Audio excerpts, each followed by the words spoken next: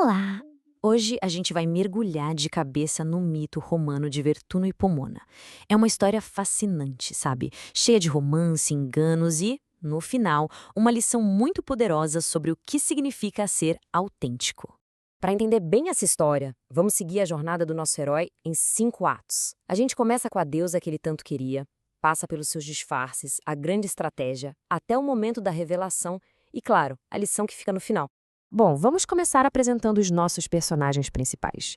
De um lado, uma deusa totalmente focada no trabalho dela, e do outro, um deus totalmente focado nela. Então, vamos entender o cenário. De um lado, a gente tem a Pomona. A paixão dela, o pomar. É só nisso que ela pensa. Do outro lado está o Vertuno. Ele também é um deus da natureza, mas o foco dele é outro, né? Conquistar a Pomona. Só que tem um detalhe, um problemão. Ela simplesmente não quer saber de ninguém, foge de qualquer tipo de romance. E é aqui que a coisa começa a ficar interessante. Vertuno decide usar o seu maior talento para tentar chegar perto dela, a arte do disfarce. Só que, bem, os resultados foram um desastre cômico, para dizer o mínimo. E olha só o padrão que se forma aqui. Ele tenta ser um ceifador e é ignorado. Tenta ser um pescador e é expulso. Tenta ser um colhedor de maçãs e a coisa só piora. Cada tentativa é um fracasso mais espetacular que o outro.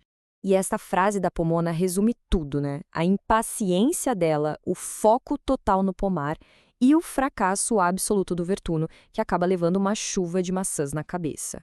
Depois de falhar tanto com as abordagens diretas, Vertuno pensa, ok, preciso de um plano melhor. E aí ele bola a sua estratégia mais inteligente. A ideia era se aproximar dela como alguém que ela jamais desconfiaria. E qual foi a ideia genial? Se transformar numa senhora idosa, toda enrugada e curvada. Ele se aproxima devagarinho, enquanto Pomona, claro, está lá trabalhando, sem nem imaginar o que está acontecendo. Mas dessa vez, a tática muda. Em vez de ir direto ao ponto, ele, disfarçado de velhinha, usa o próprio cenário para construir um argumento. Ele aponta para uma videira ali perto. A abordagem agora é muito mais psicológica. E aqui está o ponto central da conversa dele. A analogia é perfeita. Assim como a videira precisa de um tronco para se apoiar e crescer forte, ela também estaria perdendo uma oportunidade ao rejeitar um bom parceiro. Depois de plantar essa sementinha na cabeça dela, a velha começa a falar de um pretendente em especial. Um que, segundo ela, é o único que a ama de verdade e que é digno dela. Adivinha quem? O próprio Vertuno, claro. Só que o plano dá uma virada totalmente inesperada. A paixão de Vertuno fala mais alto que o disfarce e a gente chega no momento mais tenso da história. A emoção é tanta que a velha não se controla e abraça Pomona. Imagina a cena. Pomona fica horrorizada com aquela intimidade toda, empurra a figura para longe. Ela tinha chegado no limite. E é nesse exato momento de choque, de empurrão, que a ficha cai. Aquele toque, aquela paixão, não podia ser de uma velhinha. Pomona liga os pontos e percebe a verdade por trás daquele disfarce. Com a verdade exposta, não tem mais por que se esconder. Num gesto rápido, ele arranca o véu, o disfarce. E é aqui que tudo muda de figura. A gente precisa lembrar que Pomona estava acostumada com pretendentes, digamos, bem esquisitos. Faunos, sátiros. Então, quando ela vê Vertuno pela primeira vez em sua forma real, com toda aquela beleza, ela fica simplesmente encantada. Certo.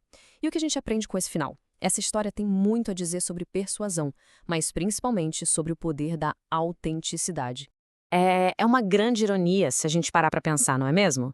Depois de tanto teatro, de tantos truques, a vitória não veio de um plano genial. Veio da coisa mais simples do mundo. Todos os disfarces falharam, um por um. Mas o seu eu verdadeiro, esse funcionou na hora. E isso deixa uma pergunta no ar para a gente refletir. Depois de todo o esforço com máscaras e disfarces, será que a nossa ferramenta mais poderosa de persuasão, no fim das contas, é simplesmente sermos nós mesmos?